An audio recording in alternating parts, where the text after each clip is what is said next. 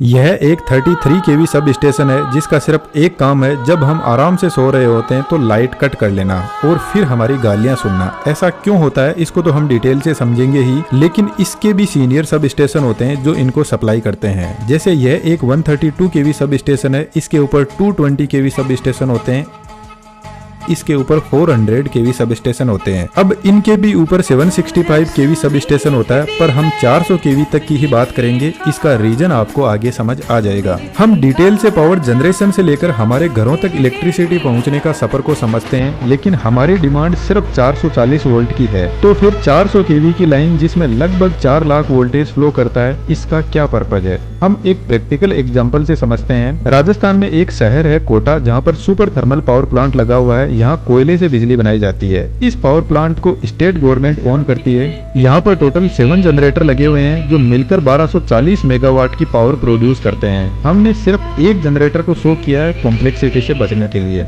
अब इस पावर को पूरे राजस्थान में डिस्ट्रीब्यूट करना है, जिसके लिए सबसे पहले जनरेटर का जो पावर आउटपुट है उसको एक ट्रांसफॉर्मर में फीड किया जाता है। इस ट्रांसफॉर्मर का नाम है step up transformer. Basically generator 11,000 या 15,000 वोल्टेज का आउटपुट देता है और इसको ट्रांसफॉर्मर की हेल्प से 4 लाख वोल्टेज तक स्टेप अप किया जाता है। मोस्ट इम्पोर्टेंट बात, स्टेप अप ट्रांसफॉर्मर सिर्फ जनरेटिंग स्टेशन पर ही अवेलेबल होता है। इसके बाद सभी स्टेप डाउन ट्रांसफॉर्मर होते हैं। ट्रांसफॉर्मर के आउटपुट को इस स्विच यार्ड में भेजा जाता है। इसकी वर्किंग हम आगे डिटेल से समझेंगे, लेकिन बेसिकली स्विच यार्ड का काम यह होता है कि यह मल्टीपल फीडर आउटपुट में देता है। जैसे यहाँ पर मल्टीपल टावर लगे हुए हैं और यह सभी टावर राजस्थान के अलग अलग डिस्ट्रिक्ट तक पावर लेकर जाते हैं। अब यह 400 केवी की लाइन है। मानकर चलते हैं कोटा से इलेक्ट्रिसिटी जयपुर में पहुंचती है और कोटा और जयपुर के बीच में लगभग 250 किलोमीटर की दूरी है। यदि हमने जनरेटर से निकले हुए 11,000 वोल्ट को सीधा ही जयपुर के लिए भेज दिया तो पावर लॉस की वजह से 11,000 वोल्ट 7 से 8,000 वोल्ट तक रह जाएगा। एक इम्पोर्टेंट बात मैं आपको बता देता हूँ, यहाँ पर कंफ्यूज मत होना। एक होती है पावर, जैसे कोटा में जनरेटर ने पावर जनरेट की 1240 मेगावाट और इस 1240 मेगावाट में इतने वाट होते हैं जो आप स्क्रीन पर देख सकते हो। यदि हम इसको 1000 से डिवाइड कर दें तो इतनी बिजली की यूनिट यह सभी जनरेटर मिलकर बना रहे हैं। अब बिजली कंपनी का यही टारगेट रहता है कि यह पूरी की पूरी यूनिट हमारे घरों तक पहुंचे ताकि वह हमसे बिजली का बिल ले सके। लेकिन मान लो जयपुर पहुंचते पहुंचते यह यूनिट सिर्फ 1 लाख ही रह गई, तो यह जो ऊपर के 24,000 यूनिट थे यह तो रास्ते में खत्म हो गए, जिसकी वजह से बिजली कंपनियों को नुकसान होता है। क्योंकि इस नुकसान का पैसा हम तो देंगे नहीं, हम तो हमारे घर का मीटर जितनी यूनिट दिखाएगा उसी के पैसा देंगे। तो यह जो पावर का लॉस हो रहा है, इससे बचने के लिए वोल्टेज को बढ़ाया जाता है। एक्चुअल में पावर वोल्टेज और करंट का प्रोडक्ट होता है, तो पावर हमेशा फिक्स रहती है, लेकिन हम वोल्टेज और करंट को ट्रांसफॉर्मर की हेल्प से कम ज्यादा कर सकते हैं। तो जब हम वोल्टेज को बढ़ाते हैं तो करंट कम हो जाता है। अब ज्यादा करंट होता है तो ट्रांसमिशन लाइन का जो कंडक्टर होता है उसका टेम्परेचर बढ़ने लगता है और वह गर्म होने लगता है, जिससे हमारी जो पावर थी वह हीट एनर्जी में बदल जाती है और रास्ते में लॉस हो जाती है। तो जैसे ही ट्रांसफॉर्मर वोल्टेज को बढ़ाने लगता है तो उसी के रेस्पेक्ट में करंट कम होता जाता है, जिससे कंडक्टर का टेम्परेचर ज्यादा नहीं बढ़ेगा। और सबसे इम्पोर्टेंट बात, जब करंट कम होता है तो कम करंट को हम पतले वायर से भी फ्लो करवा सकते हैं, जिससे ट्रांसमिशन लाइन की कॉस्ट भी कम होती है।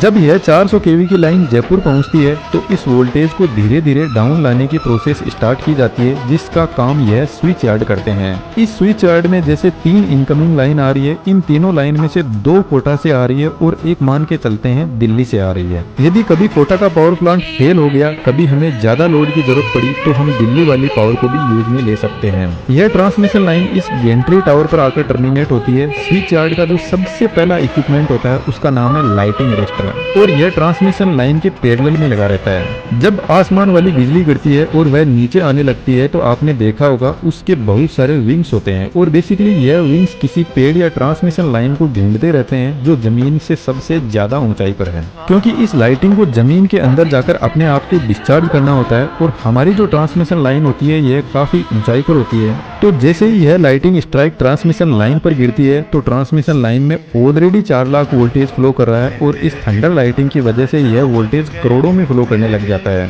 और हमने ट्रांसमिशन लाइन और जितने भी इक्विपमेंट यहाँ पे लगे हुए हैं उनकी डिजाइन 4 लाख वोल्टेज के हिसाब से की है, करोड़ों वोल्टेज के हिसाब से नहीं की। तो लाइटिंग अरेस्टर इस थंडर स्ट्राइक के हेवी वोल्टेज को सीधा जमीन में भेज देता है, क्योंकि लाइटिंग स्ट्राइक के टाइम एलए लो रेजिस्टिव पाथ प्रोवाइड करवाता है और करंट हमेशा सीधा भागने की कोशिश करता है, तो यह इससे जमीन में चला जाता है। बेसिकली स्विच यार्ड के नीचे एक मेटल का ग्रिड स्ट्रक्चर सेट किया जाता है जो हाई वोल्टेज को आसानी से ग्राउंड कर देता है।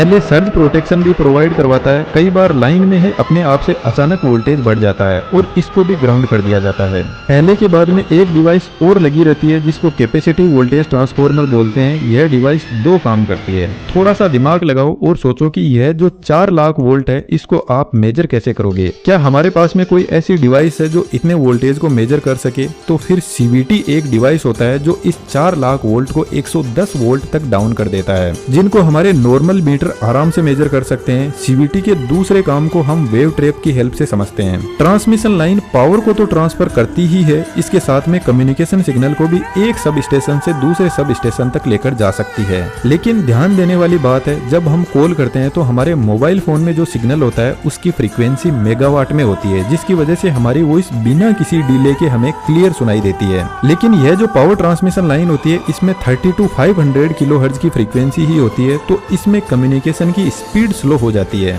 अब यह जो सीवीटी होता है यह सब स्टेशन के जो कम्युनिकेशन के सिग्नल है उनको ट्रांसमिशन लाइन में इंजेक्ट और कलेक्ट करने का काम करता है। लेकिन ध्यान देने वाली बात है कि यह लाइन में हाई फ्रीक्वेंसी सिग्नल को इंजेक्ट करता है और हमारे घरों में सिर्फ 50 हर्ट्ज की फ्रीक्वेंसी ही आनी चाहिए। तो यहाँ पे लगा हुआ जो वेव ट्रैप है यह आगे सिर्फ 50 हर्ट्ज की फ्रीक्वेंसी ही पास करता है, बाकी सभी कम्युनिकेशन सिग्नल्स को ब्लॉक कर देता है। बेसिकली यह लाइन के सीरीज में लगा रहता है। अब यहाँ से पावर जाती है करंट ट्रांसफार्मर के पास में। यह बेसिकली लाइन के करंट को मेजर करता है। तो जब भी लाइन में कोई फॉल्ट आता है तो लाइन का करंट बढ़ जाता है और यह इस फॉल्ट करंट को मेजर कर लेता है। करंट ट्रांसफार्मर की वर्किंग इस वीडियो में डिटेल से हमने एक्सप्लेन की है, आप यहाँ पर देख सकते हो। यह ट्रांसफार्मर भी लाइन से जो हाई वोल्टेज आ रही है उसको 1 से 5 एम्पियर तक डाउन कर देता है, जिसको हमारे नॉर्मल मीटर आसानी से मेजर कर सकते हैं। अब यहाँ से इस कॉम्प्लेक्स स्विच यार्ड को समझने की कोशिश करते हैं, जो एक्चुअल में बहुत सिंपल होता है। लेकिन स्विच यार्ड की डिजाइन हर जगह पर थोड़ी थोड़ी अलग हो सकती है, लेकिन जो इक्विपमेंट लगे हैं वह ठीक इसी तरीके से और इसी ऑर्डर में लगे रहते हैं जैसे मैंने अभी आपको बताए और आगे आपको बताऊंगा।